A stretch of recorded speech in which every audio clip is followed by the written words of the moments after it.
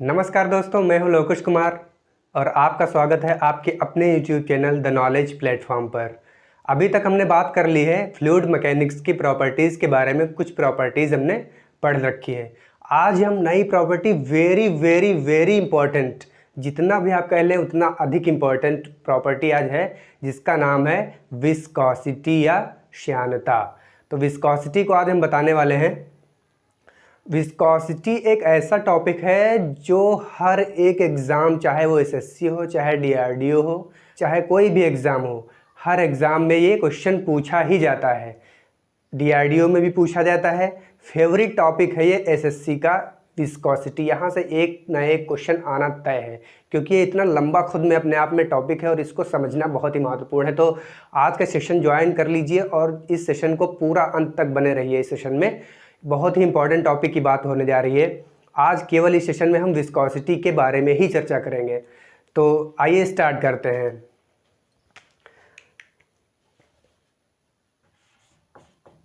Viscosity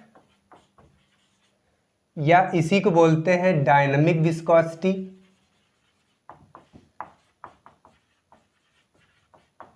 या इसी को बोलते हैं एब्सोल्यूट विस्कोसिटी।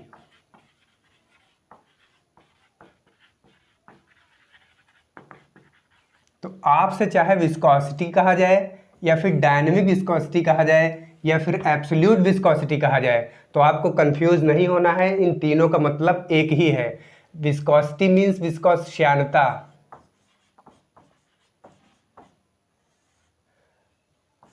गतिक श्यानता।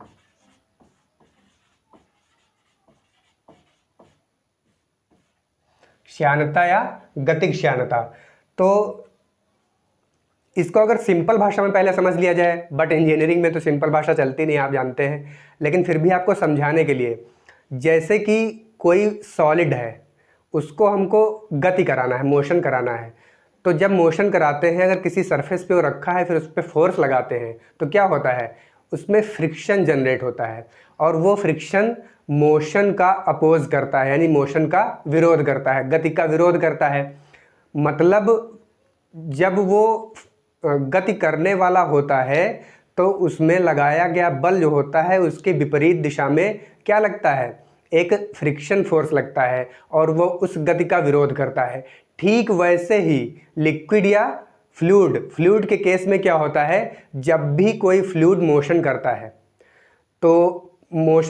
है तो उसके अंदर जो मॉलिक्यूल्स होते हैं, उसके अंदर मॉलिक्यूल से बनकर लेयर्स बनी होती हैं। तो लेयर्स में एक लेयर का उसके जस्ट ऊपर या जस्ट नीचे, एडजेसेंट लेयर जिसको बोलते हैं, यानी अपने करीबी लेयर से एक फ्रिक्शन पैदा होता है। इसी फ्रिक्शन के कारण वो फ्लूइड के मोशन का विरोध करता है। इसी को बोलते हैं श्यानता। दैट प्रॉपर्टी इज कॉल्ड श्यानता। तो ये तो हमने सिंपल भाषा में आपको समझा दिया। अब अगर इसकी डेफिनेशन आपको लिखनी हो या फिर कुछ तथ्य आपको इसके बारे में बताने हो तो क्या कहेंगे? The property which offers the resistance between two adjacent layers is called viscosity। ये तो एक तथ्य हो गया। दूसरा तथ्य क्या है? दो मॉलिक्यूल्स या लिक्विड के मॉलिक्यूल्स के बीच जो फ्रिक्शन फोर्स जनरेट होता है और वो विरोध करता है उसकी गति का, वो कहलाता है विस्कोसिटी। या viscosity is the measure of resistance to flow. ये भी एक तथ्य है। क्या है? Viscosity is the measure of resistance to flow. तो आइए विस्कोसिटी की डिफिनेशन क्या क्या बनती है। पहला तो आप ये कह सकते हैं, this is the property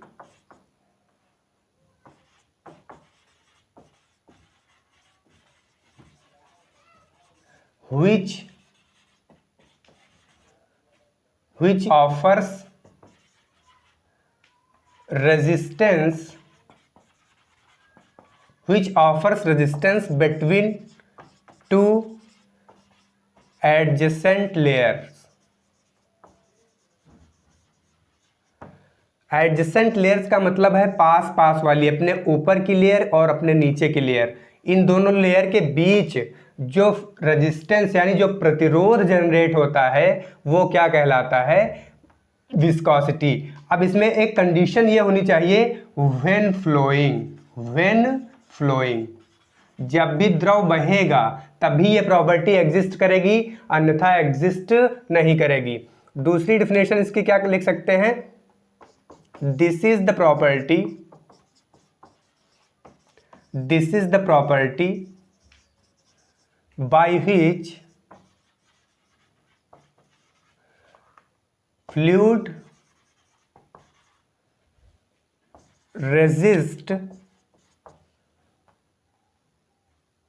to flow, या fluid offers resistance to flow. तीसरी डिफिनेशन क्या लिख सकते हैं, it is the measure of, it is the measure of, या एक मापन है, it is the measure of resistance to flow, resistance to flow, ये भी एक डेफिनेशन। तो आप चाहे इनको ये कह लीजिए कि ये डेफिनेशंस हैं, या आप इनको ये कह लीजिए कि ये तथ्य हैं, ये तथ्य हैं, यही आपसे ऑप्शनल या ऑब्जेक्टिव क्वेश्चंस में पूछ लिए जाते हैं। इन्हीं को दे दिया गया, तो उसमें कह दिया गया क्वेश्चन में कि बताइए निम्नलिखित में कौन सा जो है वो श्यानता का गुण नहीं है। तो आपको ये 3 प्रॉपर्टी सही दे दिए गए, एक कोई गलत दे दिया जाएगा, तो आपको जज करके निकालना रहेगा। तो इनको आप चाहे डेफिनेशन समझ लें या फिर इनको तथ्य समझ लें कि किस प्रकार से डिफाइन कर सकते हैं। अच्छा, और जो हमने बताया कि जो सॉलिड के केस में, सॉलिड के केस में रेजिस्टेंस फ्रिक्शन होता है, सॉलिड के केस में जो फ्रिक्शन होता है, फ्लूइड के केस में, फ्लूइड के केस में वही श्यानता होता है या वही विस्कोसिटी होती है।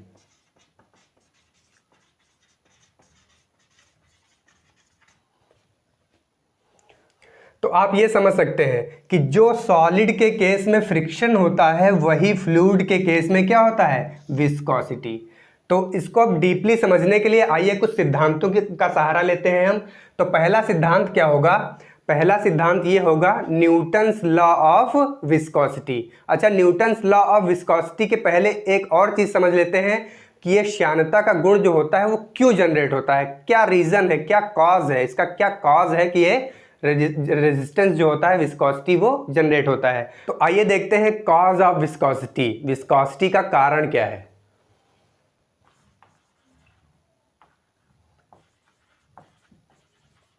कॉज ऑफ विस्कोसिटी, तो भाई कोई चीज होगी तो उसका कुछ ना कुछ रीजन होगा जिसके कारण वो प्रॉपर्टी डेवलप होती है।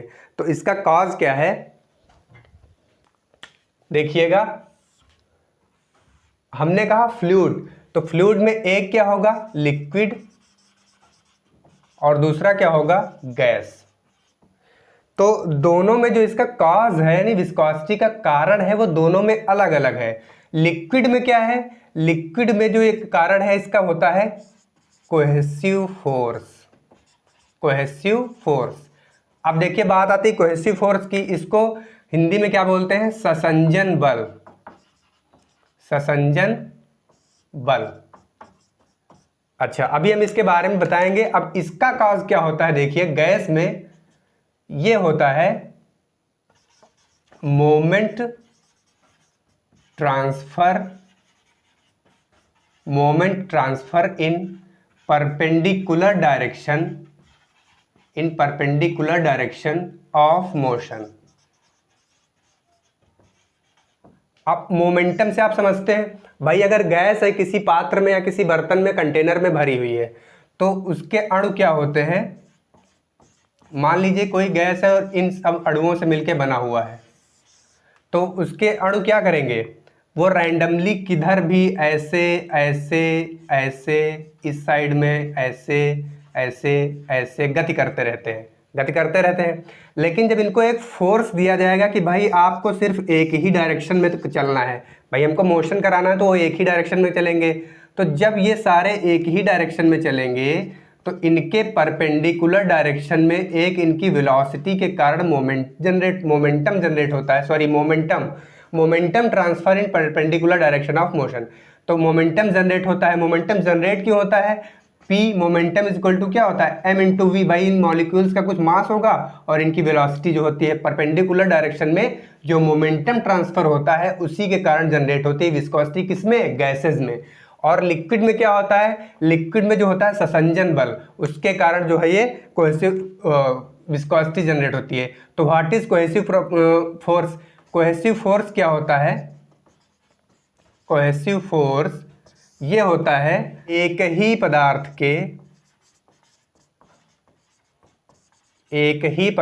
के अणुओं के बीच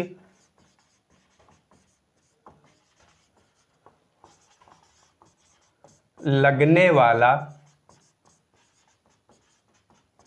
आकर्षण बल। यही क्या होता है? ससंजन। भाई ससंजन बल होता है और दूसरा एक होता है असंजन बल। असंजन बल जिसको बोलते हैं एडहेसिव फोर्स। एडहेसिव फोर्स क्या होता है? कंफ्यूज नहीं होना। असंजन मतलब अलग अलग, ससंजन मतलब एक ही, असंजन मतलब अलग अलग। तो इसमें क्या होगा? अलग अलग पदार्थों के बीच लगने वाला आकर्षण बल। अलग अलग पदार्थों के बीच लगने वाला आकर्षण बल। आप इसको ऐसे भी याद रख सकते हैं, अगर इसकी इंग्लिश से देखा जाए एडहेसिव फोर्स। तो एडहेसिव कुछ आपके मार्केट में फ्लूइड्स आते हैं। एडहेसिव फ्लूइड क्या होते हैं? जो चिपकाने वाले होते हैं। तो आप चिपकाते क्या क्या हैं? दो अलग अलग पदार्थों को चिपकाते हैं। जैसे आपका फेविक्विक हो गया, ठीक है, या फिर वुड को प्लाई में वो सनमाइका चिपकाने के लिए जो आता है वो भी क्या है? एडहेसिव है। तो आप इससे याद रख सकते हैं कि एडहेसिव अलग अलग पदार्थों को चिपकाने वाले एडहेसिव मटेरियल्स आते हैं। तो इसलिए अलग अलग पदार्थों के बीच लगने वाला जो आकर्षण बल होता है वो असंजन बल या एडहेसिव फोर्स होता है। और जो कोहेसिव फोर्स होता है वो एक ही पदार्थ के विभिन्न अणुओं के बीच लगने वाला आकर्षण बल। तो अब देखिए, जब एक ही पदार्थ के बीच अणुओं के बीच लगने वाला आकर्षण बल कोहेसिव फोर्स है, तो हमने एक टाइप का लिक्विड ले लिया, मान लीजिए वाटर ले लिया। अब वाटर ले लिया हमने, तो हमने कहा कोहेसिव फोर्स आकर्षण बल होता है। आकर्षण बल मीन्स जो इसके मॉलिक्यूल्स होंगे वाटर के, इनको जो इनकी बॉन्डिंग करने का जो कार्य करता है वो क्या होता है? Cohesive force. भाई ये आपस में बंधे होते हैं, आपस में जुड़े होते हैं, इनका कारण होता है क्या? Cohesive force. तो अगर हम इसका टेम्परेचर बढ़ा दें, अगर इस पार्ट का टेम्परेचर आप बढ़ा देते हैं तो क्या होगा? इनके बीच जो बॉन्डिंग है, या ये कह सकते हैं इनके बीच जो कोहेसिव फोर्स है वो क्या हो जाएगा? कमज़ोर पड़ जाएगा। और जैसे ही बॉन्डिंग इनकी कमज़ोर हुई तो ये डायरेक्टली होता है किस पे डिपेंड? विस्कोसिटी पे। जैसे ही बॉन्डिंग कमज़ोर हुई, ये पतला हो गया, मतलब दूर दूर इसके अणु हो गए, तो ये क्या हो जाएगा? विस्कोसिटी क्या हो जाएगी? विस्कोसिटी डिक्रीज हो जाएगी, विस्कोसिटी डिक्रीज कर जाएगी। क्यों? क्योंकि ये जैसे ही इसका टेम्परेचर बढ़ाएंगे अणुओं को अतिरिक्त ऊर्जा मिलेगी। जैसे ही ऊर्जा मिलेगी ये अणुओं के बीच लगने वाला कोहेसिव फोर्स कमज़ोर पड़ जाएगा, और जैसे ही कमज़ोर पड़ेगा तो विस्कोसिटी डिक्रीज कर जाएगी। यही बात अगर गैस के लिए कर देते हैं, गैस भरी है, इसका हम टेम्परेचर बढ़ा देते हैं, टेम्परेचर जैसे ही बढ़ाएंगे तो ये हमने कहा था रैंडमली मोशन करते हैं। रैंडमली मोशन करेंगे, जैसे ही इसका टेम्परेचर बढ़ाया इनकी एनर्जी इंक्रीज हुई, तो इनका क्या होगा? रैंडमली मोशन और अधिक बढ़ जाएगा। जैसे ही रैंडमली मोशन और बढ़ा तो मतलब इनके बीच अणु जो है ये टकराना शुरू कर देंगे। जैसे ही टकराएंगे क्या जनरेट होगा? फ्रिक्शन। हमने क्या बताया था? फ्रिक्शन ही एक विस्कोसिटी का टाइप है, तो फ्रिक्शन जनरेट होगा। अब जैसे ही फ्रिक्शन जनरेट हुआ तो क्या कर जाएगा? इनके बीच जो गति होने वाली थी तेज, वो फिर से स्लो पड़ जाएगी। तो स्लो पड़ने का मतलब क्या हुआ? विस्कोसिटी जो है वो इंक्रीज कर गई है। विस्कोसिटी क्या हो गई? इंक्रीज कर गई। तो यहाँ पे अगर टेम्परेचर बढ़ाया जाएगा तो विस्कोसिटी को म्यू से लिखते हैं, विस्कोसिटी इंक्रीज कर जाएगी। और अगर लिक्विड का टेम्परेचर बढ़ाया गया तो विस्कोसिटी क्या होगी? डिक्रीज कर जाएगी। टेम्परेचर बढ़ाने पे विस्कोसिटी डिक्रीज, टेम्परेचर बढ़ाने पे विस्कोसिटी इंक्रीज। तो ये इंक्रीज और डिक्रीज हो कैसे रहा, ये आपको समझ में आ गया? आ गया क्या? आ गया। नहीं आया तो मैं एक बार फिर से रिपीट करता हूँ। भाई हमने कहा लिक्विड के बीच जो बॉन्डिंग फोर्स होता है वो कोहेसिव फोर्स होता है। अब कोहेसिव फोर्स के द्वारा अणु आपस में जुड़े होंगे, मॉलिक्यूल्स आपस में जुड़े होंगे। जैसे ही इसको हीट देंगे एक्स्ट्रा एनर्जी इसको मिलेगी, टेम्परेचर बढ़ा इसकी एनर्जी मिलेगी और ये बॉन्ड कमजोर हो जाएगी। मतलब कोहेसिव फोर्स क्या होगा? कमजोर पड़ जाएगा। जैसे ही कोहेसिव फोर्स कमजोर हुआ तो इसको फ्लो होने में क्या होगी? आसानी। भाई जब ये इसके बॉन्डिंग फोर्स कमजोर हो गए तो बहने में आसानी। और विस्कोसिटी आपने पढ़ा क्या है? It is the measure of resistance to flow, मतलब कितना फ्लो होने में रेजिस्टेंस डेवलप कर रहा है। तो जब इसका फ्लो आसानी से होने लगा तो क्या होगा? Viscosity decrease. ऐसे ही इधर अगर देखा जाए गैसेस में तो इसमें रैंडमली मोशन होता है। जैसे ही आपने हीट दी, टेम्परेचर बढ़ा, इनकी एनर्जी बढ़ेगी और टेम्परेचर बढ़ने के साथ साथ क्या होगा? इनका रैंडम मोशन और बढ़ जाएगा, एक दूसरे से टकराना शुरू कर देंगे। टकराएंगे तो क्या होगा? इनको बहने का जो गुण था वो कम पड़ जाएगा। बहने का गुण अगर कम पड़ा तो विस्कोसिटी क्या हो गई? इंक्रीज कर गई। इसको एक दूसरी तरह से और समझ लेते हैं। होती है इसकी VRMS, वेलोसिटी ऑफ, यानी कौन सी velocity? Root mean square velocity. ये होता है 3kT/m, under root 3kT/m। m constant, k एक कांस्टेंट, 3 भी कांस्टेंट। तो ये क्या है? VRMS is directly proportional to under root t। अब ये जब अंडर रूट टी के समानुपाती हो गया तो जैसे ही टेम्परेचर बढ़ाएंगे VRMS इनका क्या हो जाएगा? इंक्रीज कर जाएगा। VRMS इंक्रीज करने का मतलब इनका रैंडम मोशन बढ़ गया। रैंडम मोशन बढ़ने से आपस में टकराना शुरू कर देंगे, जिससे फ्लो क्या हो जाएगा?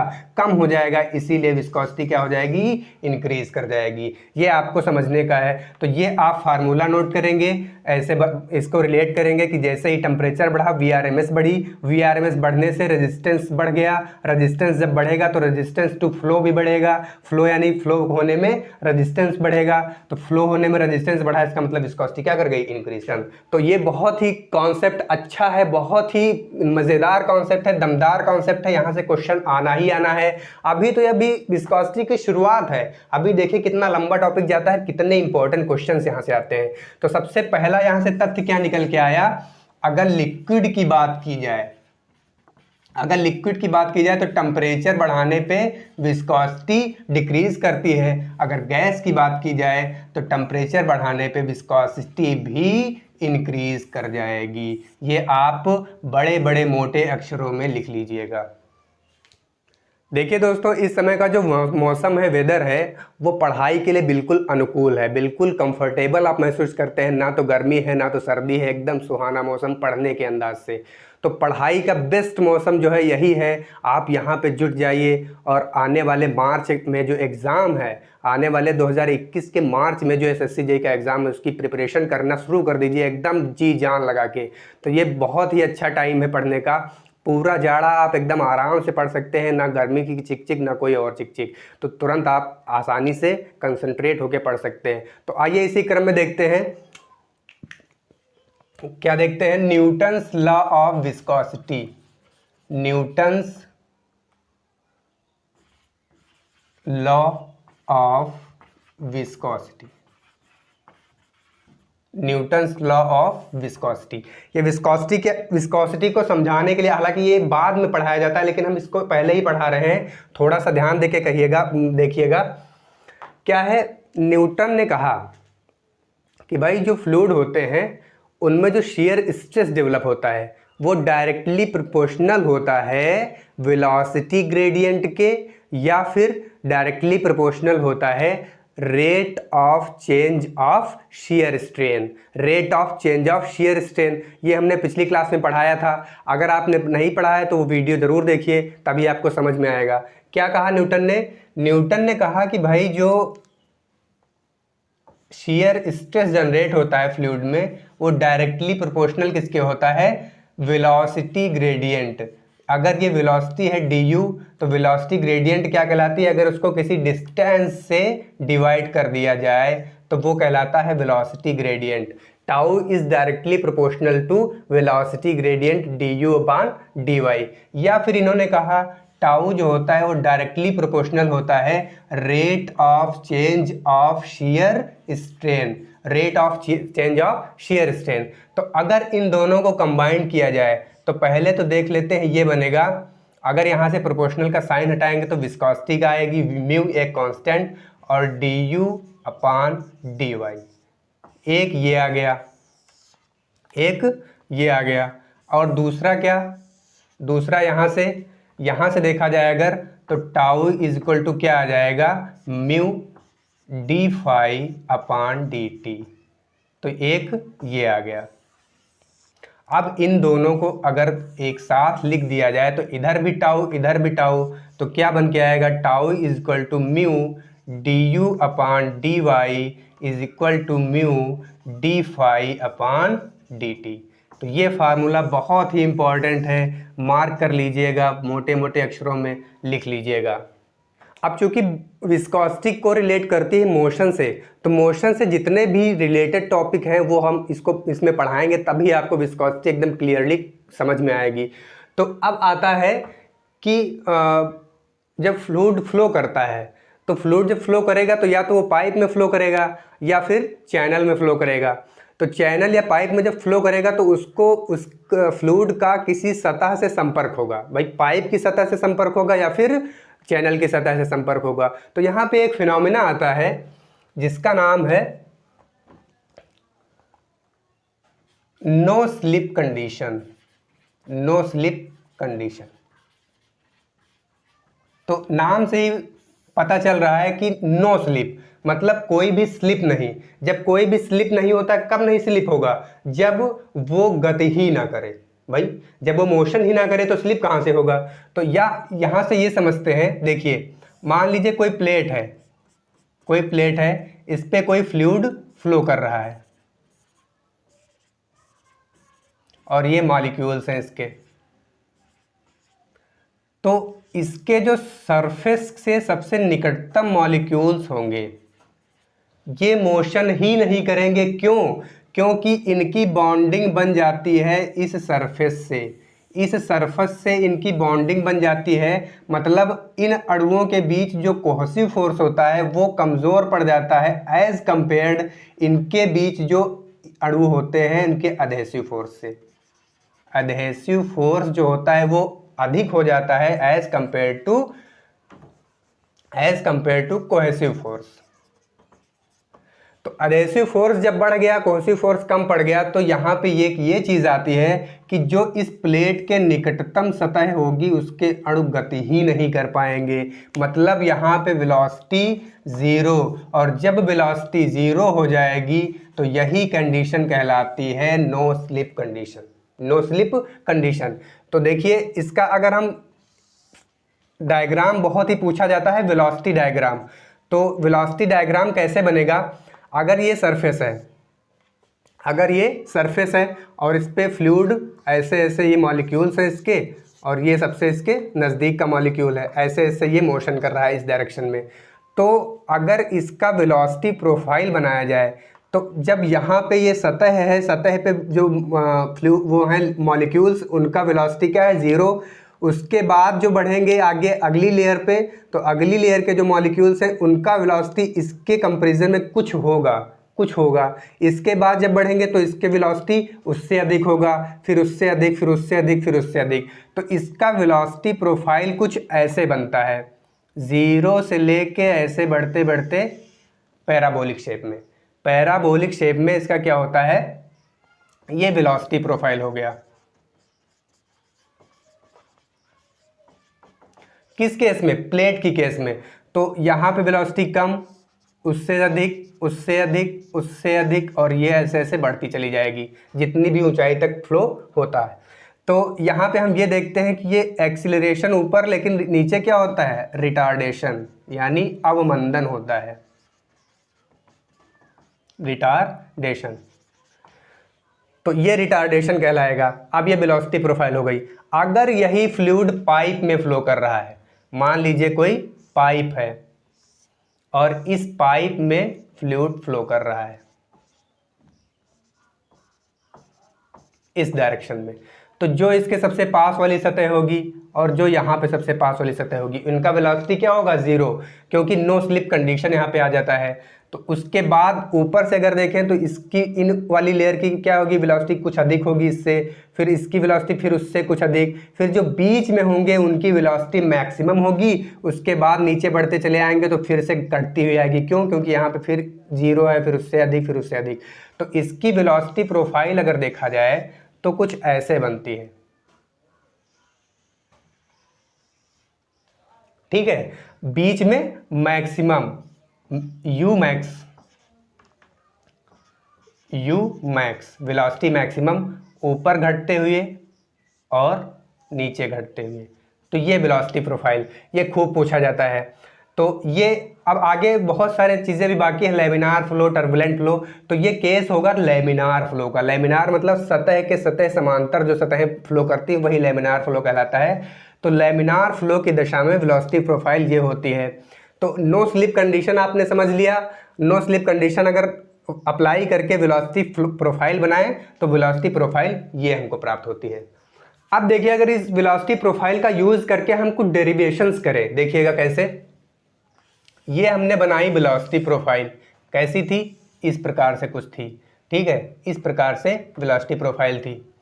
तो हमने कुछ एक रीजन ले लिया, ये ए पॉइंट ले लिया, ये बी पॉइंट। इन दो पॉइंट के बीच हमको वेलोसिटी देखना है।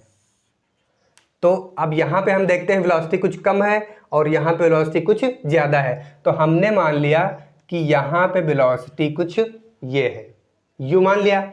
अब ऊपर कुछ ज़्यादा है तो इससे कुछ ज़्यादा होगी, तो हमने मान लिया कि ये है वेलोसिटी, उसके बाद डी यू ज़्यादा है, ये हमने अज्यूम कर लिया। मतलब यहाँ पे वेलोसिटी अगर u है तो ऊपर इससे कुछ ज़्यादा रही होगी, ऊपर जब ज़्यादा होगी तो हमने u में ऐड कर दिया, जितनी ज़्यादा है, मान लिया du ज़्यादा है, ये हमने ऐड कर दिया। अब इसका यूज़ करके हम निकालेंगे रेट ऑफ शियर स्ट्रेन और वेलोसिटी ग्रेडियंट में रिलेशन। तो अब यहाँ पे अगर देखा जाए तो ये a था, ये b था। अब इनके बीच क्या होगा, डिस्टेंस देखा जाएगा। अगर डिस्प्लेसमेंट देखा जाए तो कुछ ऐसे बनेगा। भाई ये यहाँ पे वेलोसिटी अगर ज़्यादा है तो ऊपर वाली सतह कुछ आगे तक चली जाएगी और नीचे वाली सतह कुछ पीछे रह जाएगी। तो यहाँ पे एक चीज़ आएगी जिसको बोलते हैं डी फाई, मतलब चेंज इन शियर स्ट्रेन। तो ये आएगा डी फाई। अब देखिए, अगर ये यहाँ पे u वेलोसिटी है, अगर इसका डिस्प्लेसमेंट निकाला जाए तो किसके सापेक्ष करते हैं समाकलन। ऊपर अगर ये पूरी डिस्टेंस निकाली जाए तो कितनी होगी, u dt प्लस में क्या होगा, u dt प्लस में du dt।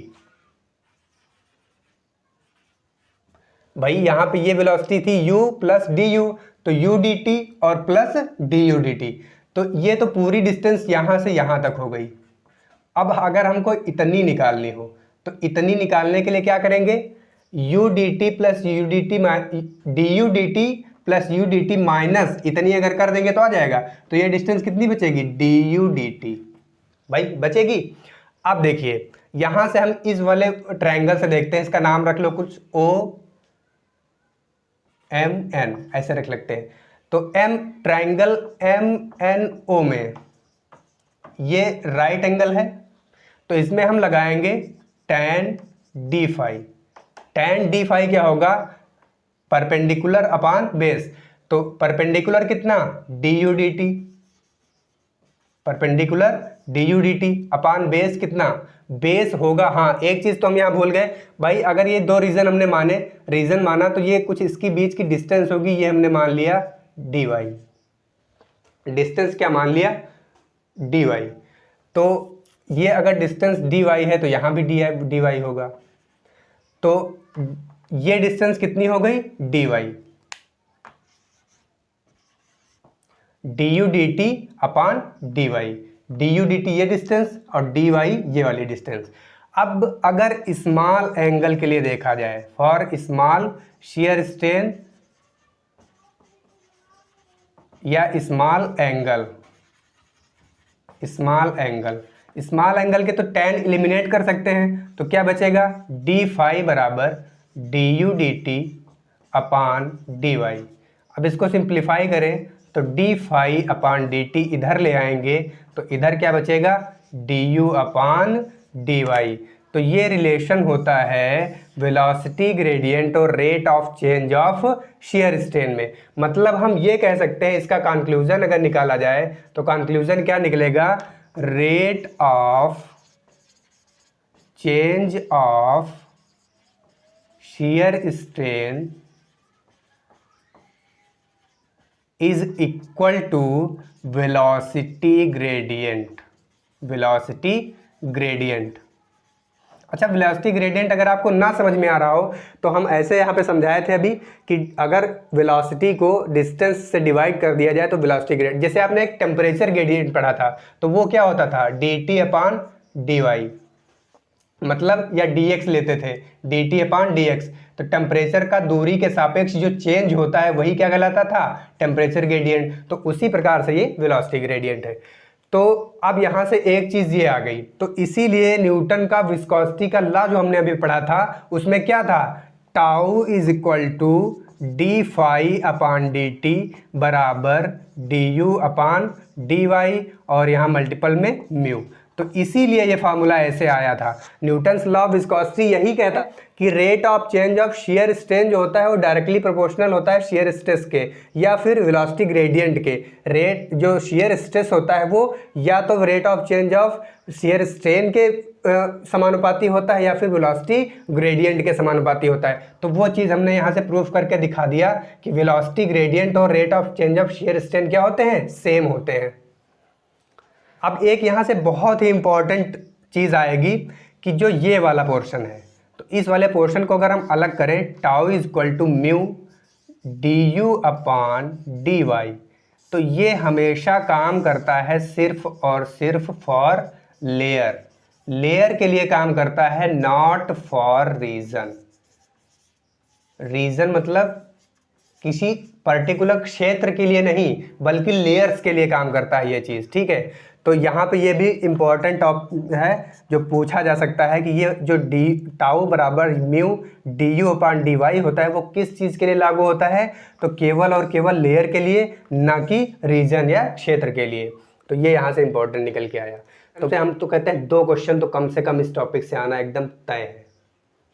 तो चलिए अब देख लेते हैं विस्कोसिटी की यूनिट क्या होती है भाई। यूनिट इज मोस्ट इंपॉर्टेंट, यहाँ से बहुत ही अच्छे अच्छे क्वेश्चंस बनते हैं। तो विस्कोसिटी की यूनिट से पहले एक चीज़ और देख लेते हैं भाई। हमने अभी बताया था कि रेजिस्टेंस टू फ्लो जो होता है वही विस्कोसिटी का मेजर होता है। Measure of viscosity is resistance to flow. तो फ्लो को हम ये अगर लिख दें फ्लूइडिटी, मतलब सिंपल भाषा में आप इसको कह सकते हैं बहाव। बहाव का गुण जो होता है, बहने का गुण। तो फ्लूइडिटी जो होती है भाई, हमने बताया था कि अगर विस्कोसिटी बढ़ती है तो फ्लो कठिनाई से होगा और अगर विस्कोसिटी क्या होती है, घटती है तो फ्लो आसानी से हो जाएगा। तो यहाँ पे इन्वर्स रिलेशन आ रहा है। इन्वर्स रिलेशन आने का मतलब ये हुआ कि जो फ्लूइडिटी होती है वो म्यू के डायरेक्टली प्रोपोर्शनल होती है। ये भी एक बहुत ही महत्वपूर्ण तथ्य निकल के यहाँ पे आता है कि अगर विस्कोसिटी बढ़ी तो फ्लूइडिटी घट जाएगी, अगर विस्कोसिटी घटी तो फ्लूइडिटी बढ़ जाएगी। अब आते हैं यूनिट्स ऑफ विस्कोसिटी या डायनेमिक विस्कोसिटी या एब्सोल्यूट विस्कोसिटी। म्यू की यूनिट्स देखते हैं।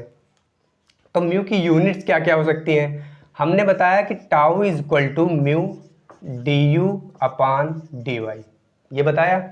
अगर इसको यहाँ से देखें, म्यू की हमें निकालनी है तो tau upon D you upon D Y velocity gradient. अब वेलोसिटी ग्रेडियंट की हमने यूनिट क्या बताई थी, प्रति सेकंड, मीटर पर सेकंड। ये क्या होगा, डिस्टेंस है तो मीटर, मीटर पर सेकंड गुणे 1 अपान मीटर, मतलब मीटर मीटर कैंसिल तो प्रति सेकंड। इसकी यूनिट क्या आएगी, प्रति सेकंड। और टाउ जो शियर स्ट्रेस है इसकी यूनिट तो आप जानते हैं क्या है, न्यूटन पर मीटर स्क्वायर। तो देखिए कैसे होगा, अब जब इसकी न्यूटन पर मीटर स्क्वायर, इसकी प्रति सेकंड, तो म्यू बराबर क्या होगा, Newton per metre square, Newton per metre square, और ये आएगा प्रति सेकंड, मतलब न्यूटन सेकंड पर मीटर स्क्वायर। तो म्यू की एक ये MKS में आ गई, MKS पद्धति में न्यूटन सेकंड पर मीटर स्क्वायर आ गई। तो एक तो ये सिंपल सा हो गया। फिर इसके बाद क्या हो सकता है, अगर हम न्यूटन को और थोड़ा तोड़ें तो न्यूटन होता किसका है, फोर्स का। फोर्स होता है M इंटू ए होता है। तो M इंटू ए मतलब किलोग्राम मीटर पर सेकेंड स्क्वायर ये होता है। भाई जहाँ पे हम न्यूटन लिख रहे थे वहाँ पे आप क्या लिखेंगे, किलोग्राम मीटर पर सेकेंड स्क्वायर। तो आइए देखते हैं। या फिर म्यू बराबर न्यूटन को लिख दिया हमने किलोग्राम मीटर प्रति second square into metre square, यहाँ पे पहले से था, और ऊपर क्या है, सेकेंड। तो 1 सेकेंड यहाँ से कट गया, 1 मीटर यहाँ से कट गया, तो क्या बचा, किलोग्राम प्रति मीटर सेकेंड। किलोग्राम प्रति मीटर सेकेंड, ये आपकी दूसरी यूनिट हो गई। इसी को बोलते हैं SI यूनिट। SI, ये MKS था, ये क्या हो गया SI में, किलोग्राम पर मीटर सेकेंड। देखिए हर एक यूनिट इसकी इंपॉर्टेंट है, किसी भी रूप में वो दे सकता है। अभी और बाकी है CGS पद्धति में। तो CGS में अगर निकाला जाए, CGS में देखिए, यहां से देखते हैं, CGS का मतलब सेंटीमीटर ग्राम सेकेंड पद्धति। तो जहां पे किलोग्राम है वहां पे ग्राम, और जहां पे मीटर है वहां पे सेंटीमीटर। तो ये क्या हो जाएगी, ग्राम प्रति सेंटीमीटर सेकेंड। और इसी को बोलते हैं पॉइज। क्या बोलते हैं, पॉइज।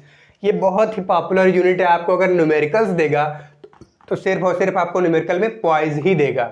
तो अब देखिए आता है, तो पॉइज अगर आपको किलोग्राम पर मीटर सेकेंड में दे दिया, आपको कन्वर्ट करना है पॉइज में, या फिर पॉइज में दे दिया, पॉइज CGS पद्धति चूंकि, और बाकी आपको दे दिया मीटर पर सेकेंड में या MKS पद्धति में, तो क्या देंगे, पॉइज को हमको कन्वर्ट करना पड़ेगा किलोग्राम पर मीटर सेकेंड में। तो आइए देखते हैं रिलेशन क्या बनेगा, किलोग्राम पर मीटर सेकेंड। अगर इसको लिखा जाए 1000 ग्राम लिख सकते हैं किलोग्राम को, मीटर को लिखा जाए 100 सेंटीमीटर इंटू सेकेंड, ऐसे ही रहेगा। तो 2 0 से 2 0 कैंसिल, तो ये आ गया 10 ग्राम पर सेंटीमीटर सेकेंड, और ग्राम पर सेंटीमीटर सेकेंड को क्या बोलते हैं, पॉइज। तो 10 पॉइज हो गया क्या, यानी 1 किलोग्राम पर metre second is equal to हो जाएगा 10 पॉइज के। या फिर आप इसको ऐसे भी लिख सकते हैं कि 1 poise is equal to, 1 poise is equal to, 1 poise अगर होगा 10 इधर लाएंगे तो 10 की पावर -1 किलोग्राम पर मीटर सेकेंड।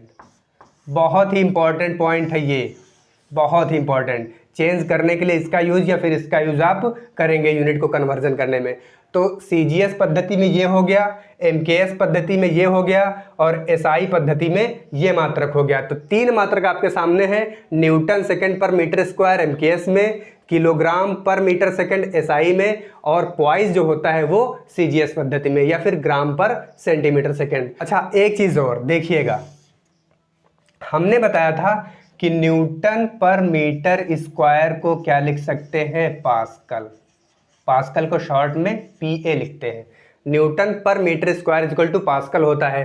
तो जहां पे आपका न्यूटन पर मीटर स्क्वायर है वहां पे क्या लिख सकते हैं, पास्कल। तो यहाँ पे ये बन सकती है, ये यूनिट फिर से क्या बन सकती है, म्यू बराबर पास्कल सेकेंड।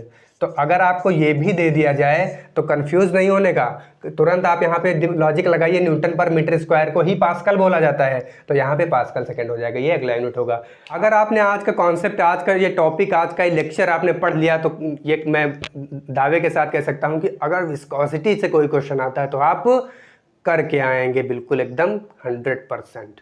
तो अब देखते हैं कि कुछ स्टैंडर्ड वैल्यूज़ हैं। तो वाटर की विस्कोसिटी होती है एट 20 डिग्री सेंटीग्रेड, म्यू क्या होता है 1 सेंटीपॉइज, क्या होता है 1 सेंटीपॉइज। तो सेंटी का मतलब क्या हुआ, 10 की पावर -2, तो इसको लिख सकते हैं 10 की पावर -2 पॉइज। लिख सकते हैं। अब इसको और भी लिख सकते हैं 10 की पावर -3। क्यों? अच्छा, ये पास्कल सेकंड में अगर इसको कन्वर्ट किया जाए या न्यूटन सेकंड पर मीटर स्क्वायर में अगर कन्वर्ट किया जाए तो क्या होगा, 10 की पावर -1 और ऐड हो जाएगी तो 10 की पावर -3। तो ऐसे लिख सकते हैं mu water at 20 degree C is equal to 10⁻³ pascal second, या फिर ये होती है 10⁻² पॉइस, या होती है 1 सेंटी पॉइस। अगर इतने ही टेम्परेचर पे एयर की बात की जाए, mu air at 20 degree centigrade, तो ये होता है 2 × 10⁻⁵ पास्कल सेकेंड। अब देखिए, अगर इसका और इसका हम कंपैरिजन कर दें, कंपैरिजन करेंगे, देखिए mu water upon mu air, तो म्यू वाटर कितना है 10 की पावर -3 और ये कितना है 2 × 10 की पावर -5। इसको सिंप्लीफाई करें तो 10 की पावर -5 ऊपर ले जाएंगे तो 10 की पावर 5 बनेगा, 5 - 3 10 की पावर 2 मतलब 100 बचा, नीचे 2 मतलब, अब इसको काट लिया तो कितना आ गया 50। तो यहाँ से ये एक रेशियो भी पूछा जा सकता है कि mu water upon mu air is equal to कितना होता है 50 अप्रॉक्सीमेट। तो 50 होता है जब, तो यहाँ से एक कंक्लूजन हम ये निकाल सकते हैं कि म्यू वाटर जो होता है वो 50 गुना होता है किसका, म्यू एयर का। समझ सकते हैं, मतलब एयर के कंपैरिजन में वाटर जो होता है वो 50 गुना अधिक विस्कस होता है, यानी विस्कोसिटी उसकी 50 गुना अधिक होती है। तो ये 2 पॉइंट आपके बहुत ही इंपॉर्टेंट हैं, नोट कर लीजिएगा। आज के लिए बस इतना ही। अब ये हमारा विस्कोसिटी टॉपिक कंप्लीट हुआ, आज पूरे एक लेक्चर में विस्कोसिटी कंप्लीट हुआ। अभी इसके बाद आने वाली है काइनेमेटिक विस्कोसिटी, वो भी जितना ये इंपॉर्टेंट उतना वो भी इंपॉर्टेंट है। तो बने रहिएगा हमारे साथ, मिलते हैं कल इसी टॉपिक के साथ। आज के लिए बस इतना ही। अगर आप चैनल पर नए आए हैं तो चैनल को सब्सक्राइब कर लीजिए, आप अपने दोस्तों तक शेयर कीजिए, और अगर आपको वीडियो ये पसंद आया हो, आपको ये टॉपिक पसंद आया हो, तो आप वीडियो को लाइक भी कीजिए। तो आज के लिए बस इतना ही। धन्यवाद। जय हिंद।